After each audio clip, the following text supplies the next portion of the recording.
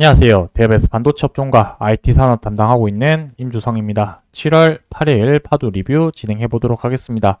자, 오늘 영상에서 제가 말씀드리고 싶은 내용은 두 가지입니다. 첫 번째는 스톡 옵션과 관련된 공시 내용, 그리고 주가에 어떤 영향을 미쳤을까, 이 부분을 첫 번째로 말씀드릴 거고요. 두 번째로는 CXL 관련된 내용을 말씀드려 보도록 하겠습니다.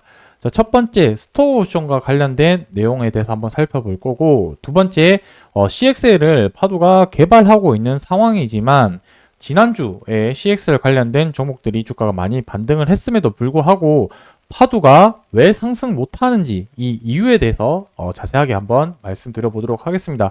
그리고 마지막으로는 제 나름대로 이 부분은 그냥 제 생각을 한번 말씀드릴 텐데, 이제 8월 중순 때 또 2분기 실적을 발표를 하는 시점에 다가와 있는 상태입니다. 그러다 보니까 주가 흐름이 어떻게 흘러갈지 이 부분에 대해서 한번 시나리오를 세워보고 실질적으로 어떻게 움직이는지 앞으로 관찰 좀 추적해 보면 어떨까 싶어서 이 부분에 대한 이야기를 나눠볼 테니까 좋아요, 구독 한 번씩 눌러주시고, 여러분들이 댓글이 많이 달아주시는데 제가 영상 제작하는데 큰 힘이 되니까 많이 좀 부탁드리겠습니다. 자, 스톡 옵션 관련해서 공시 내용, 그리고 이 부분이 의미하는 바, 그리고 주가가 어떻게 움직였는지 한번 체크해 보도록 하겠습니다. 자, 먼저 공시 내용을 한번 좀 살펴보면은 스톡 옵션과 관련해서 제가 지난 영상에서 말씀드리지는 못했었는데 7월 3일 날 이제 공시가 나왔었고, 보시게 되면은 추가 주식 관련해서 17,000주 정도 상장한다라고 볼 수 있겠습니다. 그리고 이 가격 같은 경우는 7,100원에 주식을 사서 보유를 할 수 있는 그것을 나타내는 거고, 주식 매수 선택 행사라는 것 자체가 아까 제목에서 말씀드렸듯이 이제 스톡 옵션이랑 똑같다라고 똑같은 말이다, 의미다라고 보시면 되겠습니다. 자, 그러면 이 사람은 한 주에 7,107원에 주식을 살 수가 있고, 현재 오늘 종가 가격이 29,900원이거든요. 그래서 이 가격을 빼면은 7107 빼면은 19,193원 정도 발생이 됩니다. 그러니까 이 사람은 한 주를 사면은 19,193원이라는 돈을 이득을 받을 수가 있고, 이 19,130원 한 주당 19,193원의 이득을 총 몇 주 가지고 있을 수 있냐, 여기 이제 17,720주 이렇게 되겠죠. 17,720주 이렇게 돼서 계산을 하면은 결국 한 3.4억 정도 이득을 볼 수 있는 규모다. 지난번에 이제 뭐 여태 스톡 옵션을 많이 행사를 했지만 추가 주식수 치고는 적은 숫자임에도 불구하고 우리 일반인 입장에서 봤을 때는 결코 작은 금액은 아니죠. 뭐 월급으로 뭐 3억 가까이 돈을 모으려면은 거의 수십 년 걸릴 수 있는 시간인데, 스톡 옵션 통해서 이렇게 금액을 한 번에 많이 받을 수 있는 부분은 저도 좀 부럽긴 하네요. 뭐 아무튼 이렇게 스톡 옵션을 행사를 해서 이만큼 이득을 받을 수 있다라고 말씀드릴 수 있을 것 같고, 여기와 관련해서 제가 좀 자료를 정리를 하고 있는 것이 있는데, 파도가 상장을 하고 이제 시장에 나올 수 있는 스톡 옵션 물량들이 총 물량 대비해서 현재 시장에 나온 물량 이 부분이 대략적으로 한 44% 정도 나왔거든요, 현재. 그러니까 56%더 나올 수 있는 부분이 있고, 제가 이 부분을 자료를 정리를 하고 있는데, 이 자료는 제가 목요일 날 다시 한번 요 주제로만 한번 자세하게 설명을 드리도록 하겠습니다.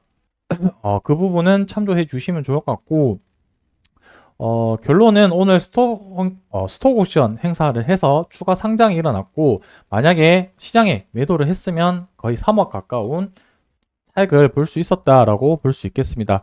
자, 이 부분이 결국에 주가에 영향을 줬는지 한번 살펴보면 좋을 것 같은데, 장 초반에 좀 주가가 눌린 부분이 있었는데 아무래도 이 영향이 조금 있지 않았을까라고 생각을 하고 있습니다. 그래서 초반에 이 스톡 옵션 물량을 어느 정도 뭐 해소하지 않았을까라고 생각을 하는데, 그 이후에 어느 정도 해소를 하고 점심 이후부터 주가가 반등하는 모습을 보였다, 이렇게 좀 정리를 할 수 있을 것 같고, 자, 우리 투자자 입장에서는 이 스톡 옵션을 꼭 나쁘게만 생각할 것이 아니라 파도라는 종목을 지금 투자하는 개인 투자자 입장에서는 뭐 단기적으로 지금 투자하시는 분들은 없으시죠. 아무래도 주가가 지금 상장 이후에 많이 좋지 못한 흐름을 가고 있기 때문에 대부분 중장기적으로 생각을 하실 텐데, 중장기 관점에서 봤을 때 이 스톡 옵션, 옵션이라는 거는 단기적으로 저점이 될 수 있다라는 부분으로 좀 해석하시면 좋을 것 같습니다. 제가 목요일날 설명할 때 이 부분도 같이 설명을 할 텐데, 결과론적만 일단 포인트만 좀 알고 계셨으면 좋을 것 같습니다. 세금 문제 때문에 이 스톡 옵션을 행사를 하는 임원들 입장에서는 현재 주가가 바닥일 거라고 생각하는 부분에서 스톡 옵션을 행사를 하는 것이 가장 세금을 적게 낼 수 있기 때문에, 임원들이 판단을 했었을 때 스톡 옵션 행사하는 그 시기가 단기적으로 바닥일 가능성이 높다라고 판단했기 때문에 스톡 옵션을 행사를 한다, 이렇게 좀 참조를 해 주시면 좋을 것 같고, 그래서 지금 시장에 오늘 상장을 하고 주가 흐름은 단기적으로 오전적으로는 빠졌지만 그 이후에 반등하는 모습을 보였고, 결론적으로는 이 스톡 옵션 행사하는 물량이 시장에서는 큰 충격은 주지 못했다, 이렇게 결론을 내리고 가도록 하겠습니다. 자, 그리고 이제 두 번째부터 해서 제가 CXL 관련된 내용을 말씀을 드릴 텐데, 이 부분은 여러분들이 앞으로 투자하실 때도 좀 참조를 하시면 좋을 것 같은데, 현재 반도체 관련해서 여러 기술들이 나와 있고, 이 기술들과 관련해서 테마를 형성하고 관련된 종목들이 주가가 많이 오르게 되는데, 예전에는 연관성만 있다라고 해서 주가 많이 반등을 했었지만, 최근에는 어떤 흐름을 보이고 있냐면, 실질적으로 연관이 되어 있을 때 주가가 많이 반등을 하고요.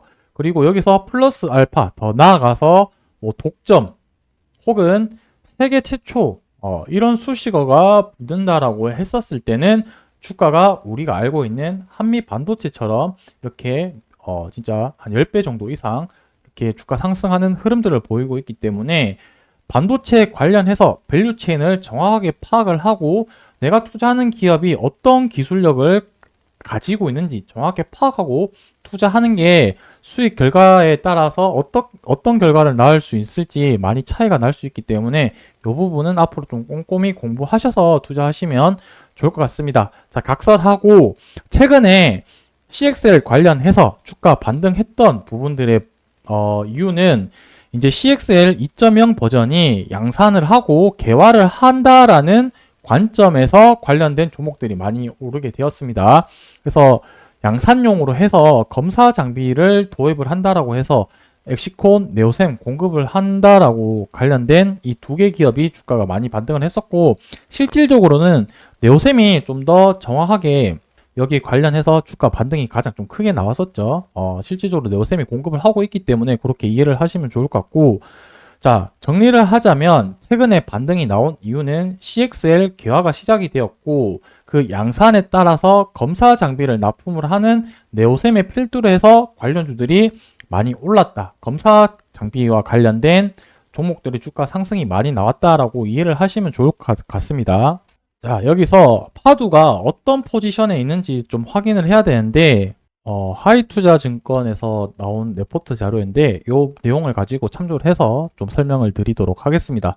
자, 초기 때 이제 1.0 버전이 있었었고, 지금 방금 말씀드린 것처럼 이제 개화 시작하는 버전이 2.0 버전인데, 메모리 풀링 기능이라고 해서 하나의 CXL에서 이제 다수 CPU의 메모리를 이제 공통적으로 공유를 해줄 수 있는 기능이라고 보시면 될 것 같습니다. 한마디로 얘기를 해서 좀 효율적으로 사용을 한다라고 보시면 될 것 같고, 이 버전이 현재 시장에서 관련된 검사 장비들의 관련된 종목들만 상승이 나왔었다라고 보시면 될 것 같고, 파두는 여기에 관련해서 2.0 버전이 아니라 그 다음 모델 버전인 3.0 모델 버전에서 이 CPU와 CXL을 효율적으로 사용할 수 있는 이 스위치나 컨트롤러를 설계하는 제품을 만드는 기업이기 때문에, 주가가 현재 시장에서 CXL 반등이 나왔을 때 파두는 조금 연관성이 떨어지다 보니 주가 반등이 미비했다라고 이렇게 좀 해석을 할 수가 있겠습니다. 자, 이렇게 CXL이라는 큰 테마로 봤을 때는 같이 움직여야지 좀 정상일 거다라고 생각할 수는 있겠지만, 사실상 좀 더 면밀하게 따지고 보면은 현재 주가가 올랐던 테마, 그리고 기업들의 어떤 그룹핑이라고 해야 될까요?